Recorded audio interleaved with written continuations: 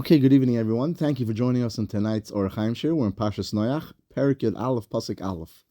We're going to discuss the Tower of Bavel, a very interesting idea that is not discussed enough. And the Hachaim, as the Hachaim is medayik and is insightful in every word of the Torah and every pasuk, that the Hachaim teaches us an incredible idea. And I believe we're going to learn from this Hachaim a tremendous insight. What exactly happened in the Tower of Bavel? What exactly were the people's real intention when they wanted to build the city? Because as the Chaim is going to point out, on the face of it, it doesn't seem that there's anything wrong that they want to build a city. It's true that the Midrashim said that they built the city in order to challenge Hashem, the tower, they would go up to Shemayim. But if you read the Psukim, as the Chaim is going to point out, it doesn't say anywhere that they wanted to build a tower to fight Hashem. On the contrary, the Hachaim is going to focus on two psukim, right? We're not going to read all the psukim from Pasuk Aleph until the end of Pasuk Tes, but the Hachaim says the pasuk that says, "Let us build a city and a tower that goes up to Shemayim. Let us make a name for ourselves, in order that if we get dispersed, we will have a name." Hachaim says, what does one have to do with the other? Why were they so concerned about being dispersed? And if they were dispersed, how is building a tower going to help anything? Then, if you read in Pasuk Zayin, Hashem says, let us go down. Pasuk Vav, and let them do whatever they want. Hachaim says, well, what is Hashem saying? Let them do whatever they want. Either it's good or it's bad. So with that, we're going to see the Hachaim, and the Hachaim is medayik on Pshat. And from here, we're going to learn a tremendous Kabbalistic idea that's going to change our entire outlook on how we see the world. We're not going to go too deep into it because it's above my concept, but we'll try to explain it at least on a basic level, what Hashem's plan for the world was and what the people were trying to undermine. Don't think that they just wanted to build a city. They had a specific idea and plan, what they wanted to do. And we'll prove and we'll see that how that comes to pass in our days. Yesh Lases Lev, that Hachaim says. We have to understand in the generation of the Dor HaFloga, what was exactly their intention by building the city and the tower. Shem Taimam, if you're going to tell me that they want to rebel against Hashem, the Pasuk doesn't say anything about it. It's true that they're Midrashim. Hachaim wants to focus on the Parshat Pshat. Hashem did not tell us that the main reason was because they were kfira, which we'll see if that's correct or not. When we're going to be daik in the psukim, where we're going to focus on the pasuk, we'll see that may not be correct. But at least initially, the Hachaim says, it doesn't say anywhere that they wanted to build a tower to fight Hashem. And if you want to tell me that really was their intention, the punishment doesn't fit the crime. Their punishment was only to be spread out. If they really wanted to rebel against Hashem, Hashem should have wiped them out. We have to know, says the Hachaim, we just skipped 2 lines. Lo yibatzer mehem. What does it mean that nothing that they will do will be stopped? Hachaim says, Ki chas v'shalom kimat yovei hatoy litos, was a person can make a mistake and think that Hashem can't stop them. If it was so bad, what they wanted to do, why didn't Hashem stop them? V'oid, mahi kavonos hakasav shekasav lo inyan binyan ha'ir. What was the idea that the pasuk was telling us that building the city was a bad thing that they did? Hashem himself and the Chacham themselves wrote that Hashem wanted the world to be busy with planting and building and expanding. She's asku b'binyan. So what was so wrong what they were doing? They were building a city. The Efshar. Maybe, right, that if you want to tell me, when HaKadosh Baruch Hu built the world, if you look at how Hashem created the world, Bara he built as follows. Shlish Yishuv, all a third of the world should be settled. Ushlish Midbar, and a third of the world should be empty, the Midbar. And a third, our Chaim doesn't add this, but a third is water. So if you really look at the world is divided into habited places, uninhabitable places, and water. Now it's true, says the Chaim, that if you put it all together, if you put all the cities together, today, maybe it wouldn't be 100% correct because the world is obviously much greater in population and we're more spread out than we were. But at the time of the Hachaim, for sure, and at least 100 years ago, there was a lot of empty land, right? Even in the cities, right? If you look at pictures from Manhattan from the 1800s, it was mostly farmland. Maybe downtown Manhattan was much busier because that's where the ports were, but there was a lot of farmland, and therefore, if you would put together all these areas where the people lived, it wouldn't end up being a third of the world. The Yakol Midbar, and actually most of the world would be desert. But since the distance between cities and towns are spread out, people travel, right? Today, if you travel from certain places, right, you can travel from one place to another place and see farmland, right? So that's not called empty land, because obviously people travel. Empty land means areas where people really don't travel. The desert, the jungles, the Congos. V'tzias hakol timsa shlish yishuv. Lezen nemar hoysa kol haaretz safa achas zedvar machadam. Now the Hachaim starts to explain. Ratzu, the people wanted that the world should not be split a third. Ratzu sheyekula mukubatzim b'makom echad v'leispazru onvanon. The people wanted everybody to be gathered in one central location. V'shiyeh makom echad yishuv dafka. They wanted to undermine Hashem's plan, and that there should only be one central location where people lived. They did not want people to be spread out. We'll see why in a second.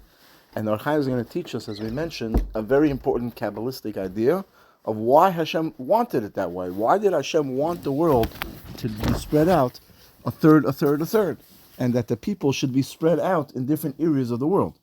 Right? What was wrong with everybody being in one place? And for this reason they built the city, which Hashem was not happy. And as a concern that the people would spread out over time, they would travel here, they would find open farmland, they would settle. Also, Hamigdal, the reason that they made the tower was that it should be a central area where everybody could see wherever they were, so they'd be connected to that main town. Right? So even if they travel 200 miles away, they could still look up and see the tower, and they could consider themselves part of that one area. That they were able to get there. That's why, says the Hachaim, that the pasuk says, in case we are spread out through all the world, we will have the tower that will bring us back. They did not want a city here, a city there. So instead of one city of 200,000 people, they didn't want villages of 500 people, 1,500 people. Hashem said, I'm not happy with this. It goes against what I wanted when I created the world. However, since Hashem created the free world, now we'll explain in a second what exactly was the problem with this. Why didn't Hashem not want everybody should be in one area? Why did Hashem want that people should be spread out? Because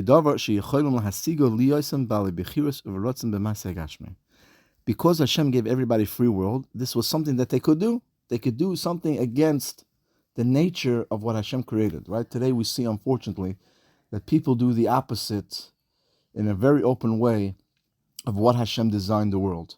Why does Hashem let happen? Because there's Bechira. Hashem created the world that a person has a free choice. And part of that free choice allows people to make a mistake that actually damages them. Therefore, Hashem said that the punishment was that they will be forced to spread out. Now, how do I ensure that they will remain spread out? Is that everybody will speak a different language.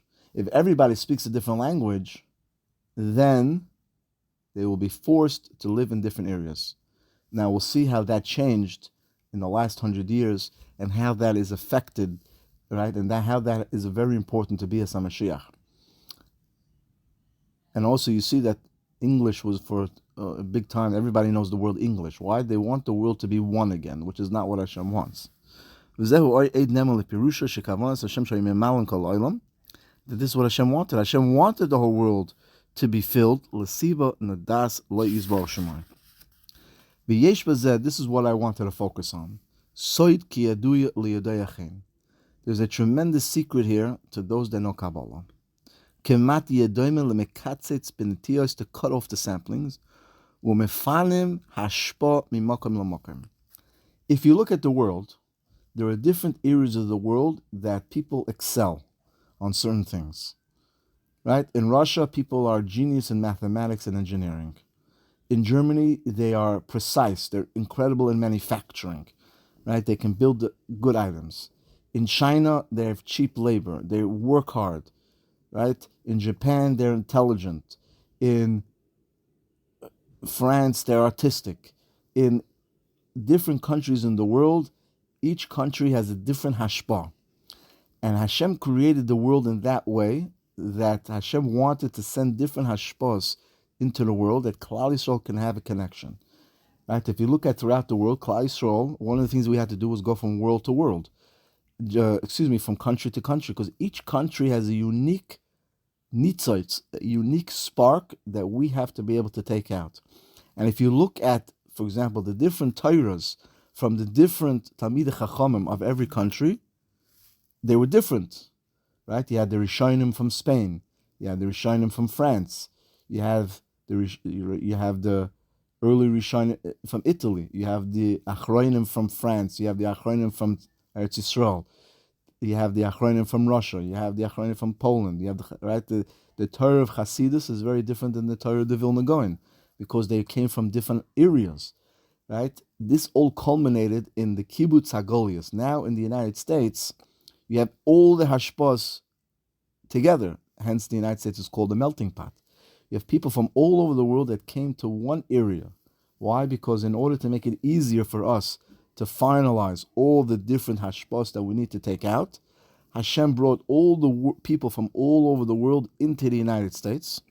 Hashem also brought the Yidden from all over the world to come to the United States. Not exclusively, but there are Jews from all over the world living in the United States, in order to allow us to mine out those nitzotzes that are trapped within the languages, within the people, within the cultures, and it could actually help bring Mashiach quicker.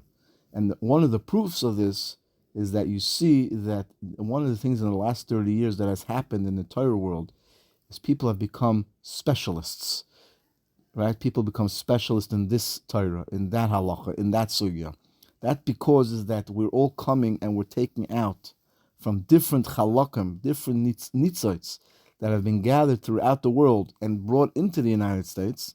Right? There's no major yeshivas with the exception of 4 or 5 countries. Why? Because Hashem brought everybody into the United States.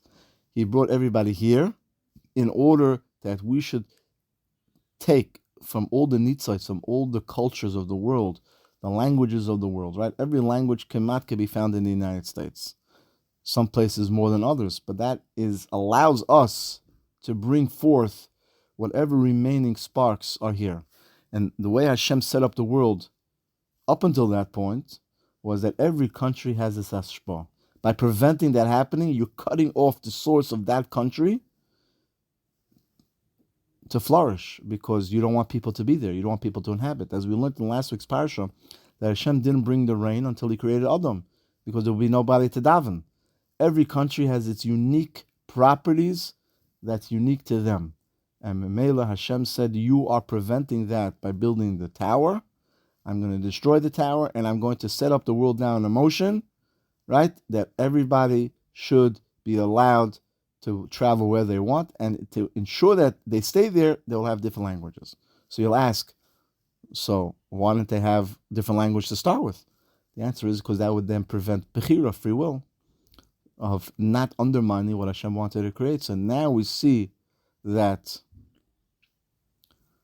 they actually did want to be kafir against Hashem, because they wanted to prevent Hashem's master plan to allow Klal Yisrael to take out all the nitzots from all the different cultures and worlds and focus it only on one area. If it was only focused on one area, you would not have, like we said, the mathematics and engineering of Russia. You would not have the precision and the manufacturing capabilities of Germany and the literal works of Italy and the culture of France.